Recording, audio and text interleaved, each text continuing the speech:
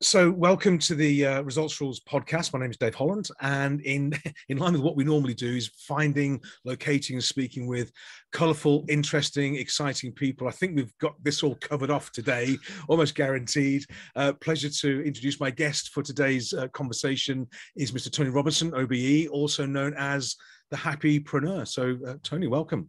Great and fantastic to be with you, David. Thank you for inviting me. Thank you. And you're at the moment, you're up in sunny Yorkshire, in God's country, of course. Yeah, Scarborough, so on the coast. I couldn't live anywhere else really now. I just love being at the coast and doing 5 mile runs around the beach every day. So it's lovely. Great. Good for you. And you're heading to Birmingham later today, so living the dream over there in the UK. We're yes, in the middle of France, but absolutely. All is good. So I know you have a big network. You're well known, but maybe people who don't know you that well. Who's Tony Robinson? How did you arrive here? And I've seen your LinkedIn profile. Conscious we haven't ever met properly yet, but yeah, where'd you come from? How did you get to this point in your sort of business career? Yeah, I'm kind of known as the micro business champion because for 30 years I've been trying to make life for micro business owners better, which is a long time, and a lot of that is to do with I'm probably well known because of campaigns, really. Right, so one is Microbiz Matters, and our 8th annual Microbiz Matters Day, 1 million helping hands, is in March the 25th. Another campaign that even more people know me for, which I've been doing for over 20 years, is Pay in 30 days. I saw that. Yeah, Pay in 30 days or less. So basically, yeah. So I mean, all I've been looking for is a more level playing field for the 5.7 million micro business owners in the UK to survive and thrive, really. And the average payment to a micro business owner is a shocking 70 days. So you can imagine, and when you think that the majority of the population, working adults, including all the self-employed, are only 6 weeks loss of income away from serious debt. Yeah. You can imagine what an issue that is. So that's a big one. I've also got a number of others like Not an SME, which is actually sort of recognizing, government tend to talk about SMEs, which allows them to talk about businesses with over 10 employees rather than the 95% that are below 10 employees, which are micro businesses. So therefore, so those are the kind of things I've got done. And obviously I'm a multiple business owner, so I've had lots of clients as well, but I think it's the campaigns and being the micro business champion that has made me most well known, really. And I founded a number of organizations, national organizations, to make life better for micro business owners as well.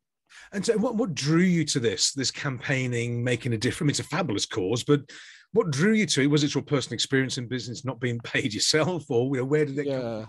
No, it wasn't at all. It was like many things, just by accident, really.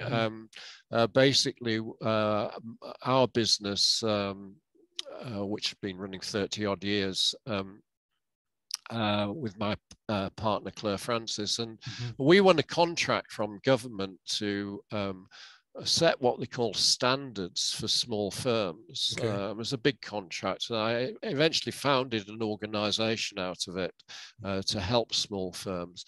And I had no real interest before that. All my clients were large companies and various things.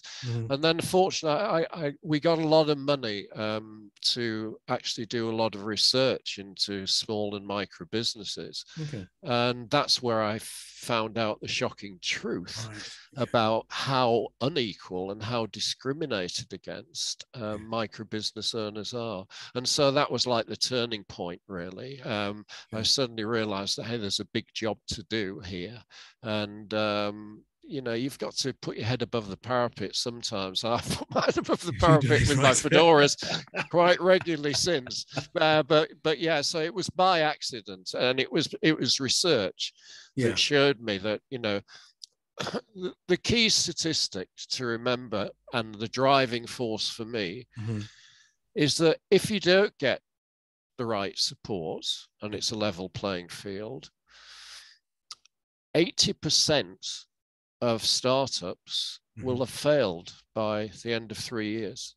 Really? Whereas Gosh. if they get the right support, Yeah, over 80% are still trading.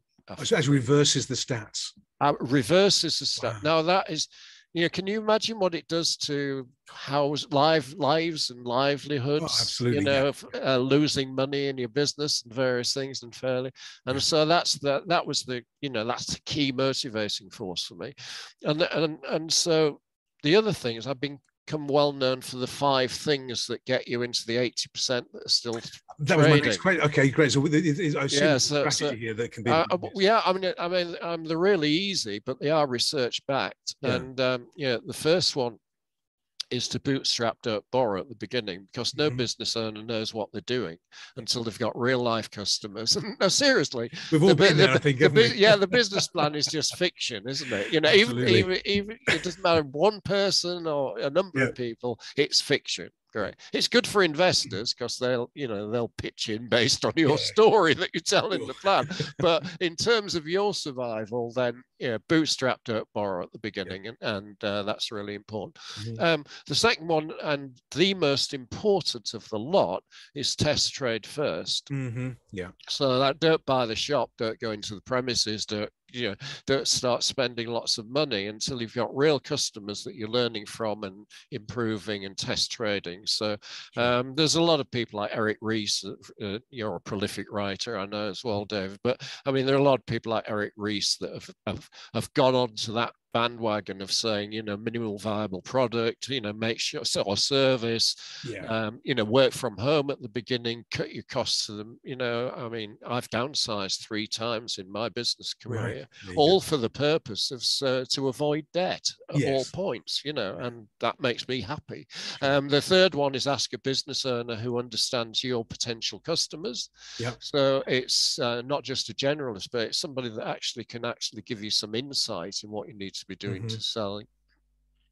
The fourth is about if you can, cutting costs and avoiding debt as much as you can. A lot of people talk about the high growth things, David, but we find it really useful to actually be and what's important in that. Avoiding debt as much as you can is really what I call the fourth one. It's develop multiple income streams right from the beginning. So don't be afraid if you're starting off a self-employed career to, for example, have a little part-time job while it's getting going and things like that. So that makes sense. So it's a kind of money matters one.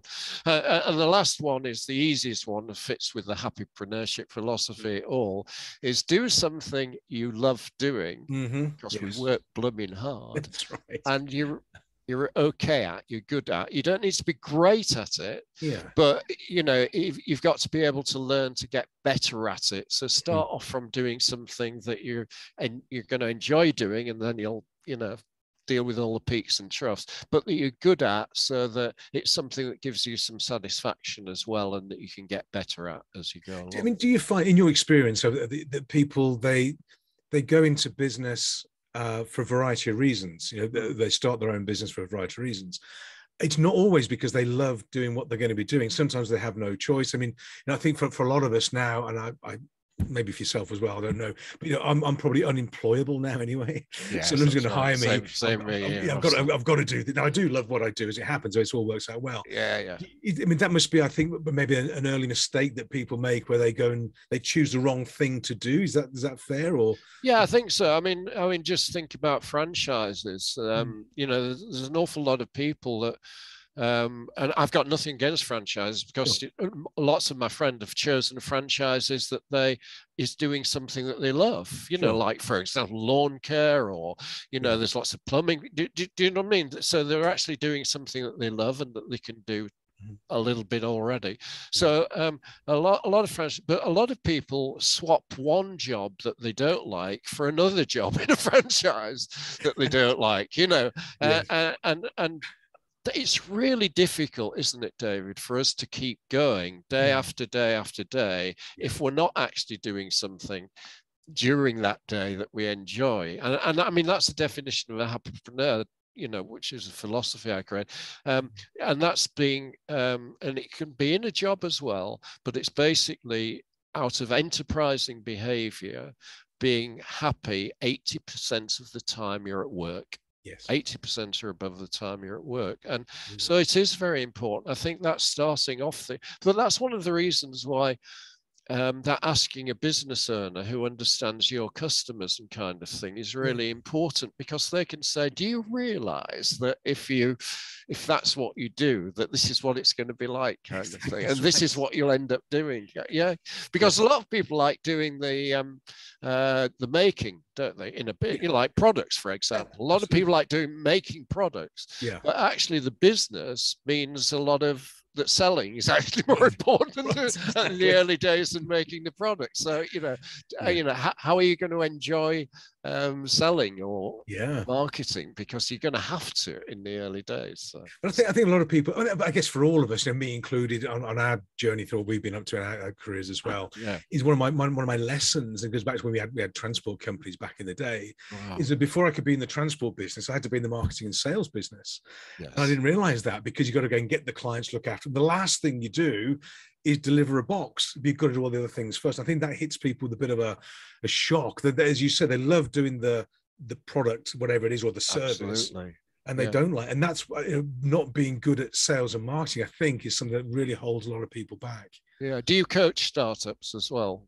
We do, yeah. We have a mix. Over the years, we've been doing this for, our 20th year now, and we've seen there's some common pattern. But I love your 5 steps. I think the one where don't buy the building on day one. A number of times, and you must have seen this, where so people come like, well, I've got my business going, I've got the loan, I've got the business all done, I've leased the Porsche, I've got the offices, I've got the PA, I've got this, the signs outside. Then, my goodness, where's your clients? Exactly. Oh, I haven't thought about that. Absolutely. And that's tough then. They do make these fundamental mistakes, I guess. Yeah. And not all, but some do. And I think, as you say as well, debt. And I do wonder, I'm just interested in your take on this over the last X number of years, where interest rates have been very, very low. Debt has been arguably free. Inflation's been low. That's beginning to end now. Are people getting caught out with this sort of easy money debt sort of mentality, thinking business too much? Well, yeah. I mean, there's. We don't need to go into it too far, but even something that looks too good to be true isn't, with business bounce back loans and all of the stuff that the business bank get. I mean, the government underwrite the banks, so therefore the banks have got no problem in getting their money back with all of these startup loans. Sure. But the problem is you do have to pay it back. And there's a 40% default rate, really. So just think of student loans. Unfortunately, student loans you can write off after 30 years. You can't write these things off. No, exactly. And so therefore, even if it looks really great and looks, interest-free almost, and, it's amazing. And of course, what's happened with bounce back loans in the pandemic is that people have had no alternative. If they've been excluded from income support, they've had to use it to live off. Absolutely. Well, now they're in terrible trouble. I mean, the number of people that are selling everything that they've got is incredible. So I mean, it's a really, there are a lot. I think the thing is, and I'm sure you probably agree with it, that somebody starting, just from the little thing that you've said about, where's the clients? The problem is that you're very vulnerable at pre-start and startup. The whole world wants to sell you things. Absolutely. They want to say you've got to have the right image in order to be in your own business. You've got to have, you can't, invest. You need investors, you need angels, you need loans, you need insurance, you need all those things. And of course, before you go, you're absolutely stuffed. It's true, isn't it? It is true. We do some work with a startup incubators, because we're just based south of Luxembourg, so we do work in Luxembourg with these people. Right. Organizations there, and I've seen them. They do exactly what you said.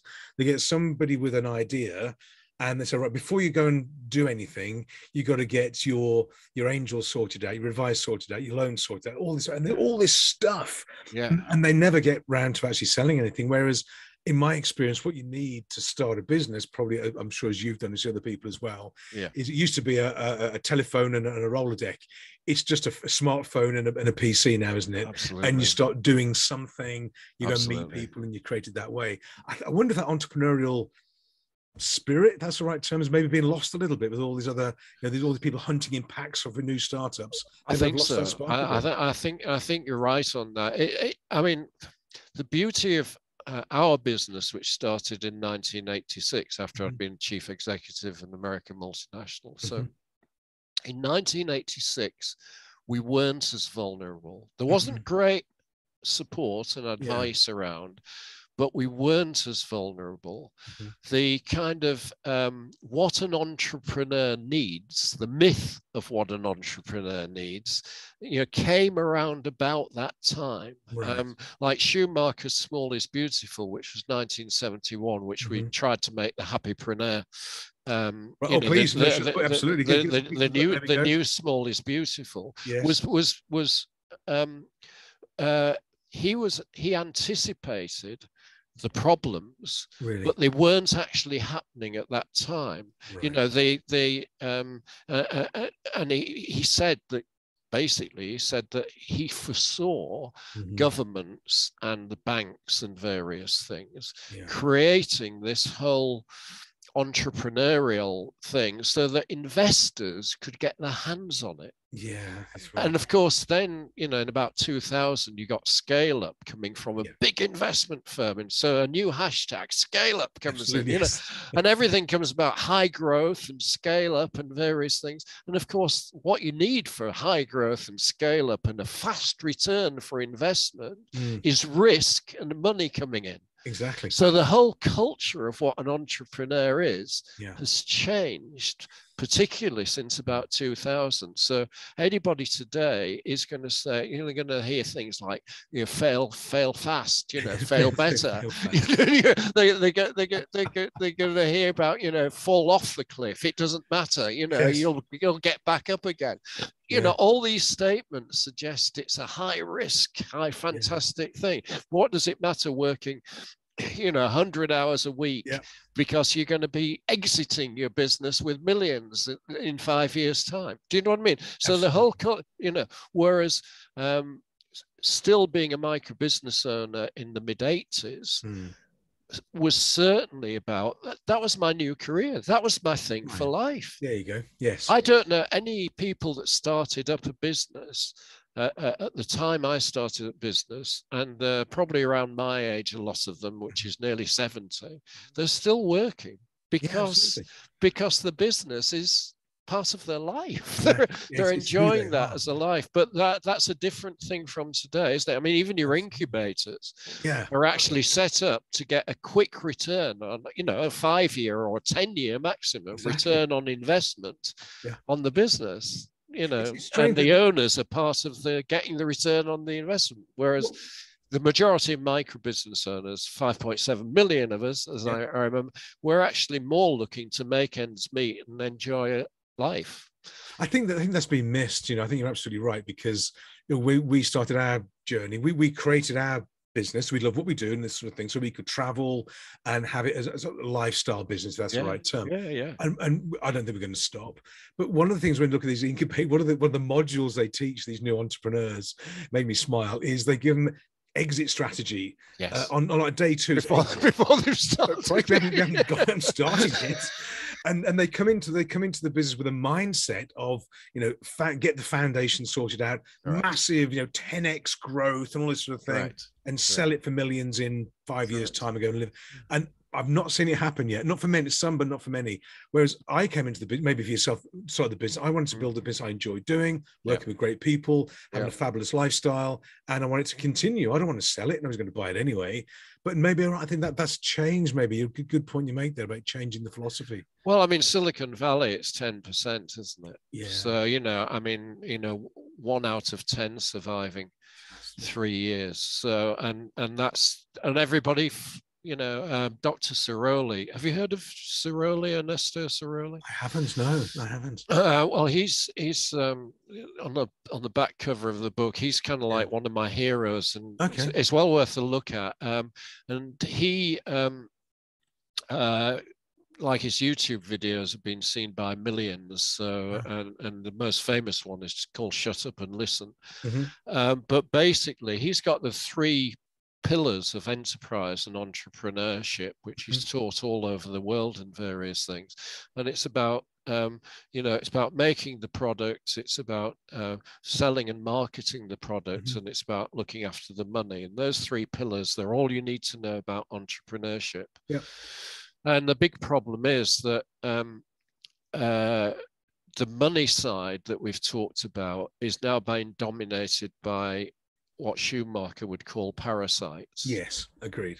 Does that make sense? Yeah. They're trying to make money out of the entrepreneur, in one way or other, and that's really where the problem is. Whereas in Ciroli's kind of thing, it would be saying, look, you're no good at, but you're better at making, because you've got to be about 8 out of 10 on all the pillars. Sure. So you're better at making, so therefore you do the making. We'll find you some connections that can look after your money and make sure you don't spend it. So you don't get the Porsche on day one. Exactly. Yeah. Do you know what I mean? So, and it's as simple as that. It's a very, very good thing to look at. But that is the problem. That money side has been done, and by '96. I got my OB in 2000, and the organizations I'd founded, and I eventually fell out with them about 2004, 2005, were basically, as well as all the national small business membership organization, it was the banks dominated. Right, okay. We met at the British Bankers Association. Right. That's where our advisory council met and various things. And of course, what they can sell easier than anything else is strategy and business planning. Yes. That's what banks can sell. Most of the people doing the advising from a bank have never run their own business, so they're not very good at that.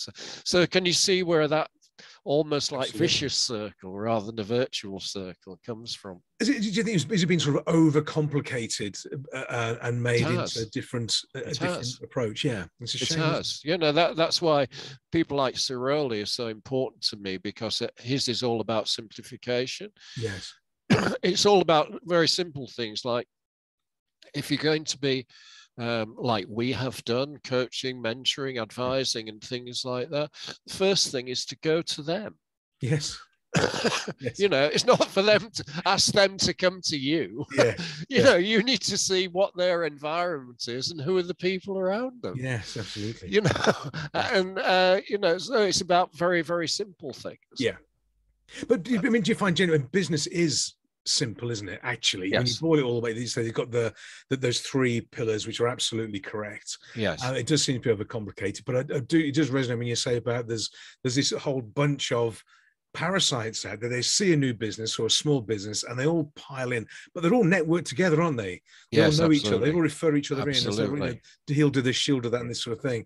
And it becomes sort of out of control as you go along. So maybe sort of less is more maybe in that field at the moment. Well, and it's the importance of our communities, really. What the best safeguard against all that, being sold by the money man and various things. I mean, our Microbiz Matters SAR, just to give you one example, is a guy called Charlie Mullins, who you might have heard of. I know Charlie Mullins, Obe, and he's got like a £400 million plumbing business. Yeah, Pimlico Plumbers, isn't it? Pimlico Plumbers, which isn't bad, and various things. Now, he won't allow a banker on the site of Pimlico Plumbers. So, I mean, that is just how strong the feeling is from real business owners about how easy it is to get into trouble, because at some point they'll pull the rug on you. Absolutely, yes. And that's almost a given. So, and business is about ups and downs, isn't it? We can't, that's the reality, isn't it? Always. It's not that growth. It isn't that it doesn't work like that, does it? Have you met No. even, like my inspiration is someone called Kanu King.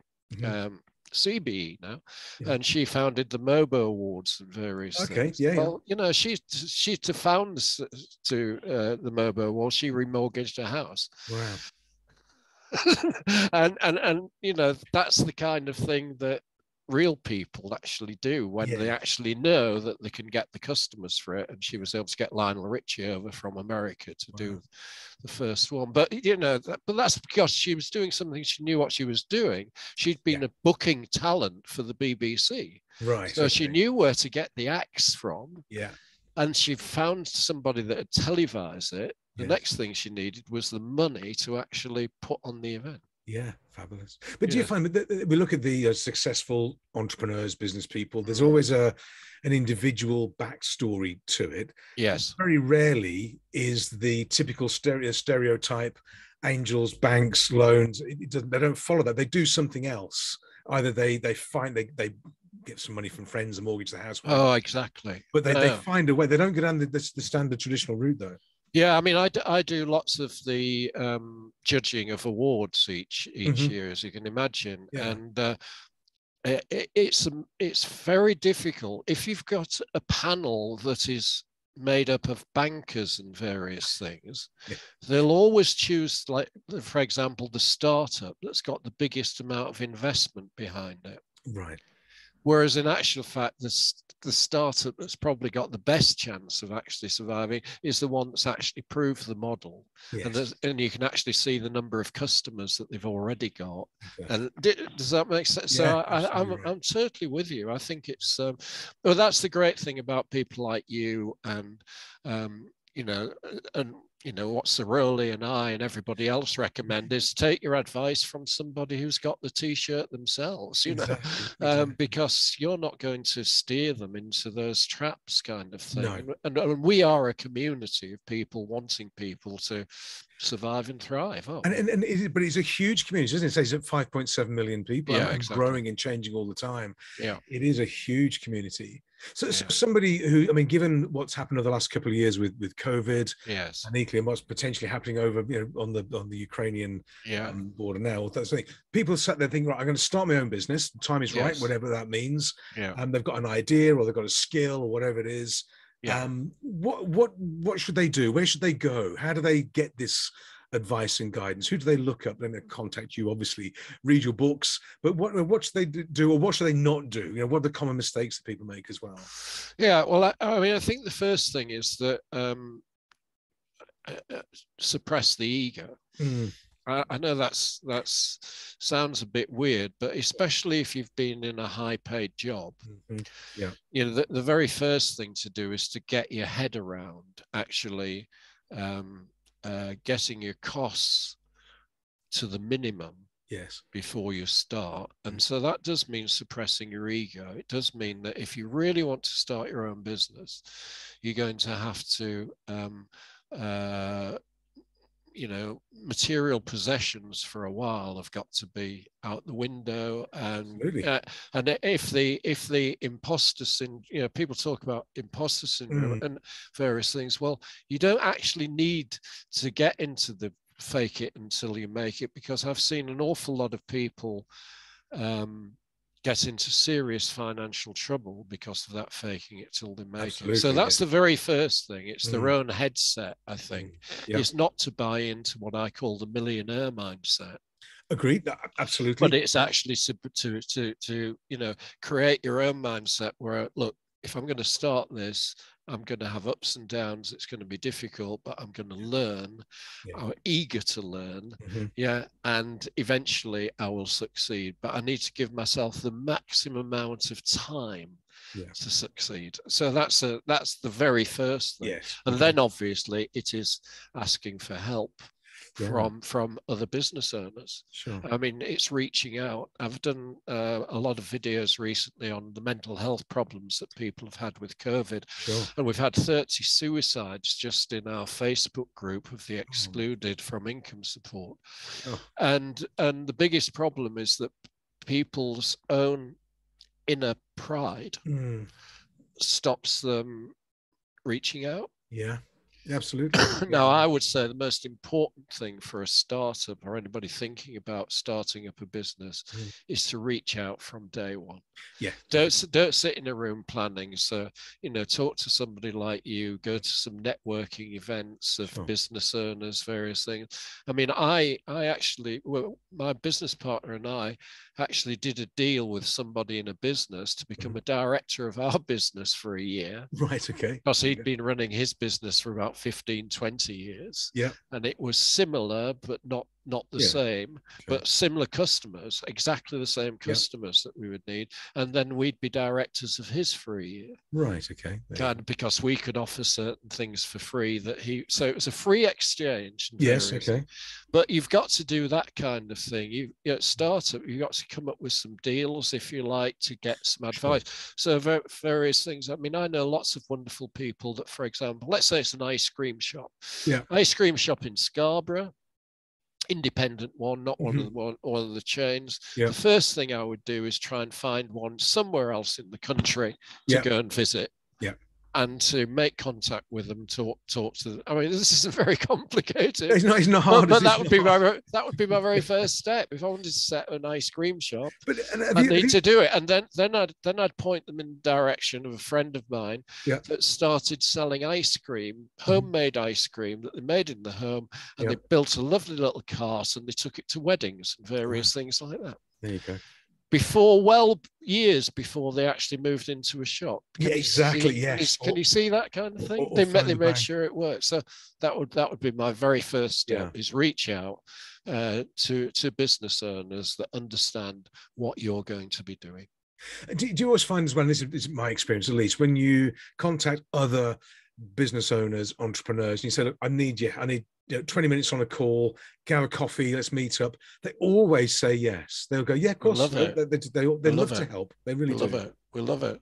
I don't know if you saw there was a recent Dragon's Den. Stephen Bartlett's now on Dragon's Den, and one of the pitches actually came along and said they'd only give 5% of their business. And they rejected the offer of all the dragons pooling together. And they said, we've come for you, Stephen Bartlett.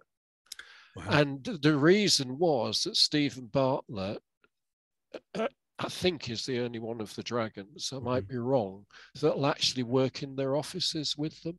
Oh, really? Actually sits and understands this whole tech platform space that they were in. Yeah.